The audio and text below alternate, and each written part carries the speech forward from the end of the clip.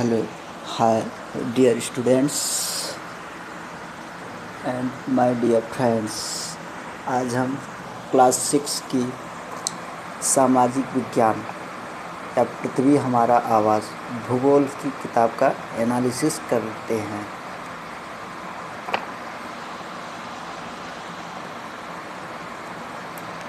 चलिए, हम first chapter हमारा क्या है, सौरमंडल पृथ्वी। सबसे पहले हम बात करते हैं कि भूगोल क्या है, भूगोल हमें क्यों पढ़ना चाहिए। सबसे पहले हम इसकी बात करते हैं, भूगोल हमें क्यों पढ़ना चाहिए। भूगोल जो होता है कि हमारे पृथ्वी का वर्णन, भूगोल में हम किसका अध्ययन करते हैं, पृथ्वी का वर्णन, पूरे पृथ्वी का हम वर्णन करते हैं। इसमें एटमॉस्फेयर, जितने भी वायुमंडल हैं, जितने भी मंडल हैं, हम उनके बारे में अध्ययन करते हैं। धीरे धीरे आगे की क्लास में हम इसका अध्ययन करेंगे। सबसे पहले आज हम अध्ययन करते हैं सौरमंडल में पृथ्वी। सौरमंडल में पृथ्वी है, इसके बारे में हम बात करते हैं। आप जानते होंगे कि हमारे मंडल में 9 ग्रह हैं, 8 ग्रह हैं। आप जिस तरीके से अगर याद करना चाहें तो जैसे आप यहाँ बुध से स्टार्ट करिए, एक एक दिन छोड़कर, जैसे बुध, उसके बाद एक दिन छोड़िए शुक्र, फिर एक दिन छोड़िए संडे आता है। संडे को हम पृथ्वी से ले लेते हैं, पृथ्वी, फिर मंडे को छोड़िए पृथ्वी, मंगल, फिर मंगल के बाद बुध को छोड़िए बृहस्पति के बाद शुक्र आता है, शुक्र को छोड़ दीजिए शनि, उसके बाद 2 ग्रह और अरुण और वरुण, ये, और प्लूटो को नेगलेक्ट कर दिया गया है। आप अक्सर देखते हैं सूर्यास्त के बाद, जैसे आप देखते हैं कि सूर्यास्त के बाद आकाश को देखना कितना अच्छा लगता है। अगर आप कभी देखते होंगे कि सूर्यास्त, अगर शाम के टाइम में अगर आकाश की तरफ देखें तो लाइटें दिखती हैं, कितने स्टार्स दिखते हैं, बहुत अच्छा लगता है। आसमान में पहले 1 या 2 चमकते बिंदु ही दिखते हैं। अगर शुरू में स्टार्टिंग में आप देखिए तो आसमान में 1-2 बिंदु दिखते हैं, लेकिन बाद में इनकी संख्या बढ़ती जाती है। धीरे धीरे जैसे शाम होती जाती है उस तरीके से इनकी संख्याएँ बढ़ती जाती है। आप उनकी गणना नहीं कर सकते हैं। आप उनकी गणना, जो जितने भी उसमें देखते हैं, जितनी भी वस्तुएं, उनकी हम गणना नहीं कर सकते हैं। संपूर्ण आकाश छोटी छोटी चमकदार वस्तुओं से भर जाता है, जिनमें से कुछ चमकीले होते हैं एवं कुछ धुंधले। आप देखते हैं कुछ चमकीली वस्तुएं दिखती हैं, कुछ धूमिल सी, यानी कि बहुत कम जलती हुई दिखाई देती हैं। ऐसा प्रतीत होता है मानो आकाश में हीरे जड़े हों। ऐसा प्रतीत होता है जिस तरीके से आप देखते हैं कि हीरा रहता है, चमकता है। हीरा देखे होंगे कभी, तो हीरा चमकता है, उसी तरीके से आकाश में भी दिखाई देता है कि जैसे हीरे लगे हुए हैं। इनमें से कुछ टिमटिमाते प्रतीत होते हैं और उसमें से कुछ टिमटिमाते हुए प्रतीत होते हैं। हम बात करते हैं टिमटिमाते। ये टिमटिमाते क्यों हैं? देखिए, आप गौर करते हैं, जब वहाँ से स्टार्स, जो भी वस्तुएं हैं, स्टार्स मान लेते हैं या फिर तारे कर लेते हैं या वस्तुएं मानिए, जब स्टार्स वहाँ से जब किरण चलती है, यानी कि रे चलती है, तो हमारी कितनी परत होती हैं, उनमें आके वो टकरा जाती हैं। कुछ किरणें टकरा जाती हैं और उसी के कारण कुछ रिफ्लेक्ट हो जाती हैं, यानी कि वापस चली जाती हैं। कुछ तारे आती हैं, हमारी आँख तक आती हैं, कुछ वहीं पर रुक जाती हैं, कुछ वापस आती हैं, कुछ रुक जाती हैं, तो जिसके कारण हमें टिमटिमाता हुआ तारा दिखता है। चलिए आगे बात करते हैं। लेकिन अगर आप उनको ध्यान से देखें तो आप पाएंगे कि इनमें से कुछ ही टिमटिमाहट अन्य से अलग है। अगर आप देखेंगे तो उनमें से कुछ टिमटिमाते हैं और कुछ अलग तरीके से टिमटिमाते हैं। ये बिना किसी टिमटिमाहट के चंद्रमा के समान चमकते हैं और वो सब बिना टिमटिमाते हुए चंद्रमा के समान चमकते हैं।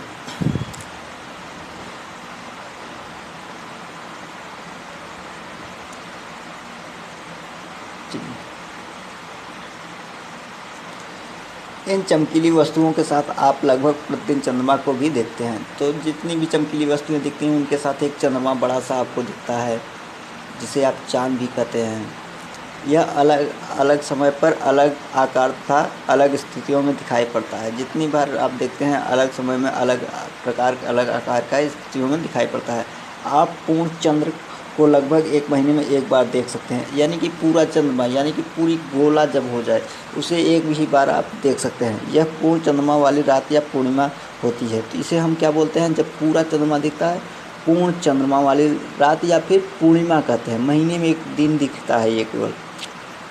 15 दिन के बाद आप इसे नहीं देख सकते हैं। 15 दिन के बाद ये नहीं दिखेगा। यह नए चंद्रमा की रात या अमावस्या होती है। यह नए चंद्रमा की रात या अमावस्या होती है। ऐसी रात में अगर आसमान साफ है तो आप आसमान का अवलोकन अच्छी तरह से कर सकते हैं। अगर पूरी तरीके से साफ है तो आप आसमान का अच्छी तरीके से अवलोकन कर सकते हैं।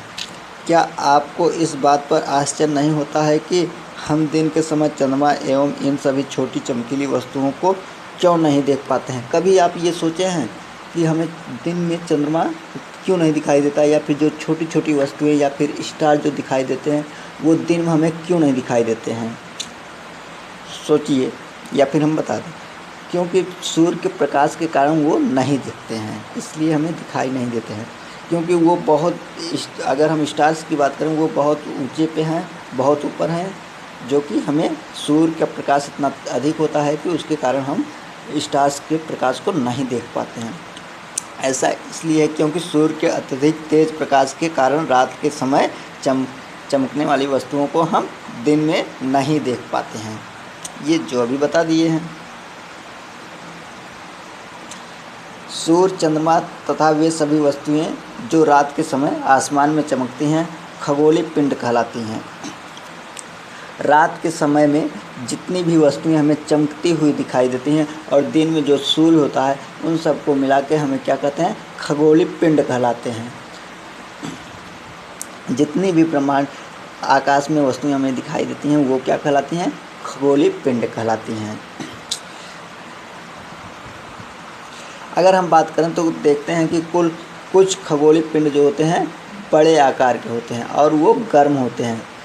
तो ये किससे बने होते हैं, गैसों से बने होते हैं। जो खगोलीय पिंड होते हैं वो कैसे बने होते हैं, गैस से बने होते हैं सॉरी।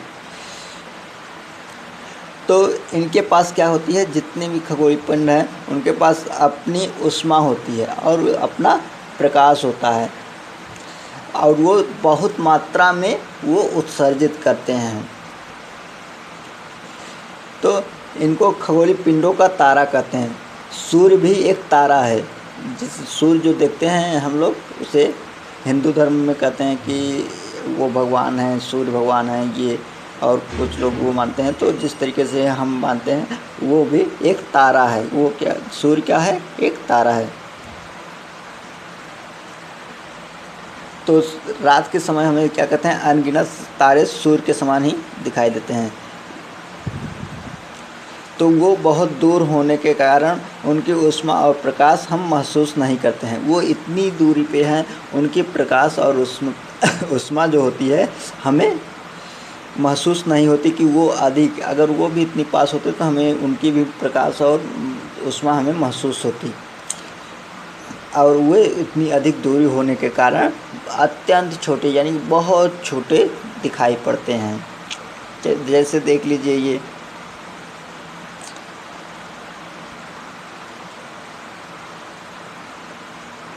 ये जैसे देखिए ध्रुव तारा।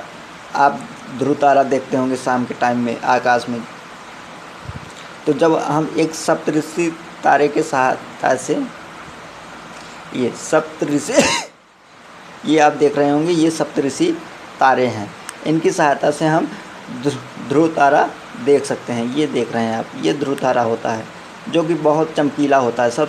तारों में सबसे अधिक चमकीला ध्रुव तारा होता है। तो हम इनकी सहायता से जो सीधे पड़ता है वही ध्रुव तारा होता है। और ये उत्तर दिशा से खड़े होकर अगर हम देखेंगे तो पूर्व दिशा में दिखाई देता है। ये किस साइड दिखाई देता है, पूर्व दिशा में।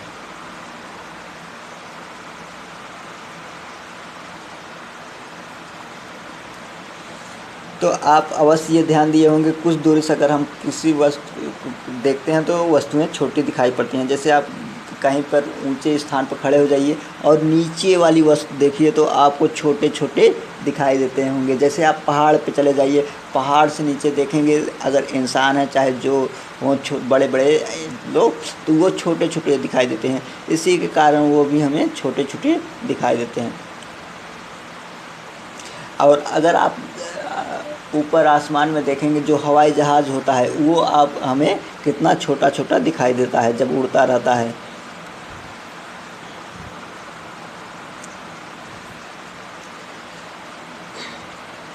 रात में आसमान की ओर देखते समय आप तारों के विभिन्न समूहों द्वारा बनाई गई इन विविध आकृतियों को देख सकते हैं। जितनी भी आकृतियाँ दिखाई देती हैं हम रात के समय देख लेते हैं। तो ये क्या कहलाते हैं? नक्षत्र मंडल कहलाते हैं। ये क्या कहलाते हैं? नक्षत्र मंडल कहलाते हैं। अर्सा मेजर या बिग बियर इसी प्रकार का एक नक्षत्र मंडल है। आप कभी नाम सुने होंगे अर्सा मेजर या बिग बियर। तो ये एक नक्षत्र मंडल है, बहुत आसानी से पहचान में आने वाला नक्षत्र मंडल है। कौन सा? सप्तऋषि, जिसमें सप्त मतलब सात यानी कि ऋषि संत 7 तारे होते हैं। यह 7 तारों का समूह है। ये सप्तऋषि जिसे हम बोलते हैं उसमें कितने तारे हैं? 7 तारे हैं, जो नक्षत्र मंडल अर्सा मेजर का भाग है। एक बहुत बड़ा अर्सा मेजर है, उसका क्या कहते हैं? एक छोटा सा वो भाग है सप्तऋषि, जो कि हमें दिखाई देता है। अपने परिवार या पड़ोस में किसी बड़े व्यक्ति से कहिए कि वह आपको आसमान में और अधिक तारों, ग्रहों तथा नक्षत्र मंडलों को दिखाए।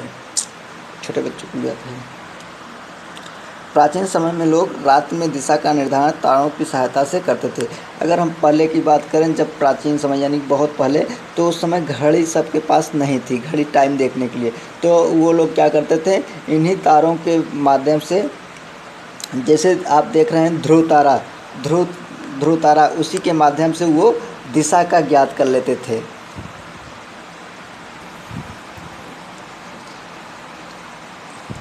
तो ये क्या कहलाता है? उत्तरी तारा कहलाता है। उत्तर दिशा को बताता है। ध्रुव तारा जो होता है वो उत्तर दिशा को बताता है। तो ये हमेशा जब निकलता है आसमान में एक ही स्थान पे रहता है। यह कहाँ होता है? सप्तऋषि की सहायता से ध्रुव तारे की स्थिति को जान सकते हैं। अभी हम आपको दिखाए थे और हम बताए थे कि सप्तऋषि तारे की सहायता से हम इसे जान सकते हैं कौन सा ध्रुव तारा है। अभी आपको हम चित्र में दिखाए थे, फिर से एक बार आपको दिखा देते हैं। ये देखिए, आप यहाँ पर मान लीजिए सपोज करिए खड़े हैं और ये रहा ध्रुव तारा, ये रहे सप्तऋषि तारे आपके, ये रहे। अब देख लिए, चलते हैं आगे।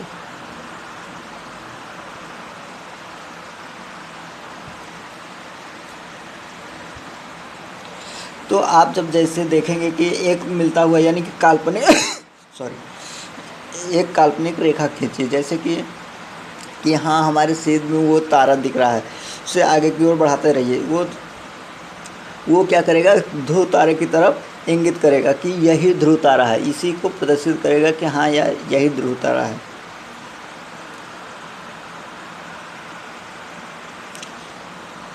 आगे देखते हैं। कुछ खगोलीय पिंडों में अपना प्रकाश एवं ऊष्मा नहीं होती है। कुछ खगोलीय पिंड होते हैं जिनमें अपना प्रकाश और ऊष्मा नहीं होता है। वो किससे प्रकाशित होते हैं? तारों की सहायता से, तारों के प्रकाश से प्रकाशित होते हैं। ऐसे पिंड क्या कहलाते हैं? ग्रह कहलाते हैं। ऐसे पिंड क्या कहलाते हैं? ग्रह कहलाते हैं। जो तारों की मदद से चमकते हैं उन्हें क्या कहलाते हैं? ग्रह कहलाते हैं। जिन्हें अंग्रेजी में हम क्या कहते हैं?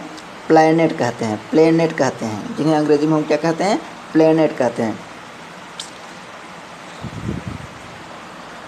ये प्लैनेट किससे बना है? ग्रीक भाषा के प्लैनेटाइट शब्द से बना है, जिसका अर्थ होता है परिभ्रमक, अर्थात चारों ओर घूमने वाले। पृथ्वी जिस पर हम रहते हैं वो भी एक ग्रह है। पृथ्वी जो होती है ये हमें अपना संपूर्ण प्रकाश, ये जिससे चमकती है वो किससे प्राप्त करती है? सूर्य से प्राप्त करती है। प्रकाश और ऊष्मा किससे प्राप्त करती है? सूर्य से प्राप्त करती है, जो कि वो सूर्य के एकदम पास में है।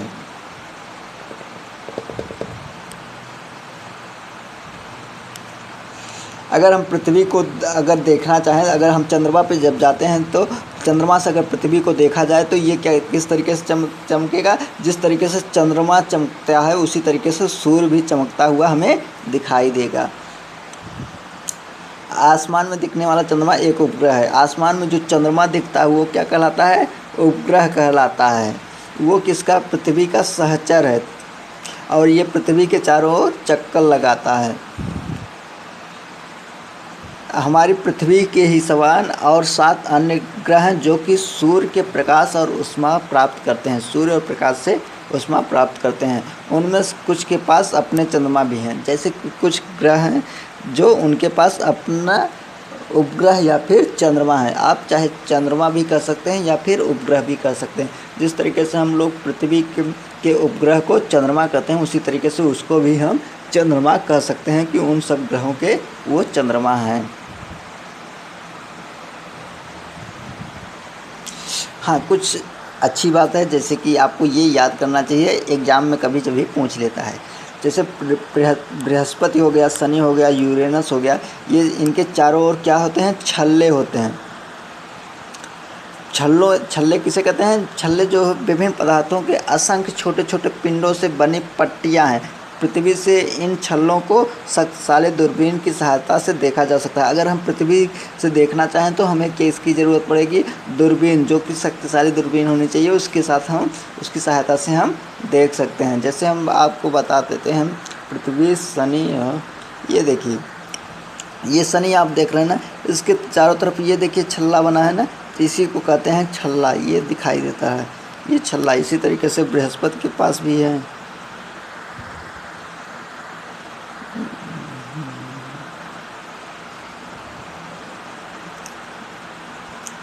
चलिए अब हम बात कर लेते हैं सौर मंडल की।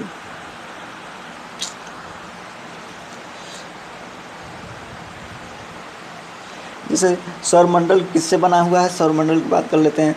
सूर्य है, 8 ग्रह हैं, उपग्रह हैं तथा कुछ अन्य खगोलीय पिंड जैसे क्षुद्र ग्रह एवं उल्का पिंड मिलकर सौर मंडल का निर्माण करते हैं। अगर आपसे कोई पूछ ले सौर मंडल किसे कहते हैं तो आप बताएंगे सूर्य और ग्रह और उपग्रह तथा कुछ अन्य खगोलीय पिंडों जैसे क्षुद्र ग्रह एवं उल्का पिंड से मिलकर बना है।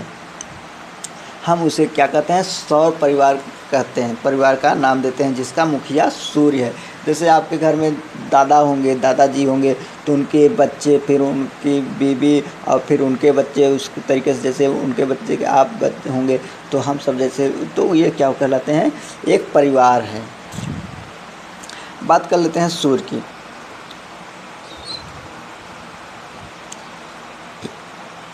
जो सूर्य है वो कहाँ पर स्थित है? सौर मंडल के एकदम केंद्र में स्थित है। और ये सूर्य जो है बहुत बड़ा है एवं ये अत्यधिक गर्म है, गैसों से बना है। तो सूर्य का निर्माण किससे हुआ है? गैसों से निर्माण हुआ है। तो इसका खिंचाव बल जो होता है सौरमंडल को बांधे रखता है। जो इसमें खिंचाव बल होता है जो कि सभी को अपने उसमें बांधे रहता है कि इधर उधर भटकने नहीं देता, तो वो सब उसी के चारों ओर चक्कर लगाते हैं। जैसे पृथ्वी हो गई अपनी कक्षा में चक्कर लगाता है, तो इसके कुछ चुंबकत्व हैं, चुंबकत्व जिसके कारण वो चारों तरफ चक्कर लगाता है। जैसे अभी बात हो रही है कि आप देखे होंगे न्यूज़ में कि हमारी पृथ्वी का चुंबकत्व जो है वो कम हो रहा है। कहाँ से? अफ्रीका से और साउथ अमेरिका तक का वो कम हो रहा है, यानी कि हमारे लगभग 9% चुंबकत्व जो कम हो रहा है। तो वैज्ञानिकों का सबसे बड़ा इसमें क्या होगा कि वैज्ञानिक सोच रहे हैं कि अगर हम जो अपना कृत्रिम उपग्रह भेजते हैं वो रोटेट करने में उन्हें प्रॉब्लम होगी, क्योंकि अपने स्थान पर वो रोटेट नहीं कर पाएंगे। इसके कारण से ये चुंबकत्व के कारण ही होता है। जो सूर्य होता है ये सौरमंडल के लिए सिर्फ ऐसा ही एक है कि